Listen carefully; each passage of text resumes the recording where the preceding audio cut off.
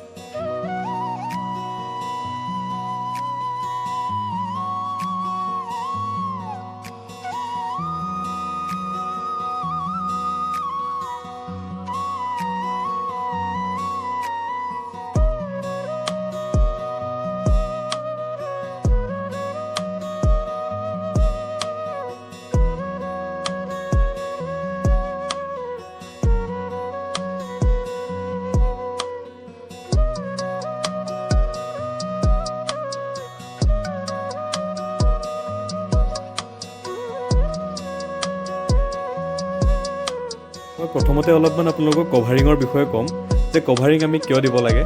তো কভাৰিংটো যদি প্ৰপাৰ নাথাকে তেতিয়াহ'লে বিল্ডিঙৰ প্ৰপাৰ ষ্ট্ৰেংথটো নাপায়, আৰু যদি কভাৰিং কম হয় তেতিয়াহ'লে সেই মানে কংক্ৰিটে যিখিনি জেগাত ৱাটাৰ এবজৰ্ব কৰিব পাৰে, তো ৱাটাৰ এবজৰ্ব কৰিলে কি হ'ব, আপোনাৰ ৰডবিলাক যেতিয়া তাত পানীত যেতিয়া লাগিব ৰডবিলাক, তেতিয়া তাত ৰাষ্টিং অহাৰ ষ্টাৰ্টিং হ'ব। তো যাৰ ফলত কি হ'ব কি আপোনাৰ ৰডবিলাক মামৰ আহিলে পিছত অলপমান এক্টিভিটিছ হ'লে মামৰ লগাৰ কাৰণে মছলাটো এৰাই দিব, যাৰ ফলত ৱাল মানে পোষ্ট হওক বা এইবোৰ একদম কমজুৰি হৈ ভাঙি যোৱাৰ চান্স বহুত বেছি থাকে। আৰু কভাৰিঙৰ বিষয়ে কওঁতে মই ফুটিঙৰ পৰা ষ্টাৰ্ট কৰিম। তো ফুটিঙত মিনিমাম 50 mm আৰু কভাৰিং দিব লাগে। ফুটিং মানে যেতিয়া আমি বিল্ডিঙৰ তলৰ ফাউণ্ডেশ্যনৰ কাম কৰোঁ, তলৰ জালি বহোৱাৰ আগত আমি মিনিমাম 50 mm আমি কভাৰিং দিব লাগে। আৰু যিবোৰ আমাৰ কলম হয় মানে পোষ্টৰ, তো পোষ্টত আমি মিনিমাম 40 mm কভাৰিং দিব লাগে। আৰু যিবোৰ আমাৰ বিম থাকে, বিমত মিনিমাম 25 mm কভাৰিং দিব লাগে। স্লেবত 20 mm মানে ছাদ ঢালাই দিওঁতে। আৰু যিটো আমাৰ ষ্টেয়াৰ কেছ থাকে তাতো মিনিমাম 20 mm আমি দিব লাগে। আৰু ছাজা যিবোৰ হয় মানে উইণ্ড'জৰ ওপৰত হওক বা এই ধৰণৰ যিবোৰ ছাজা হয় তাতে মিনিমাম আমি 15 mm কভাৰিং দিব লাগে। আৰু এইটো এটা বৰ্তমান প্লেন কমপ্লিট হৈছে, ইয়াৰ ওপৰত এতিয়া DPC মাৰা হৈ আছে। আৰু DPCটো হৈছে কি ডেম্পপ্ৰুফ কোটিং বা ডেম্পপ্ৰুফ কোৰ্চ।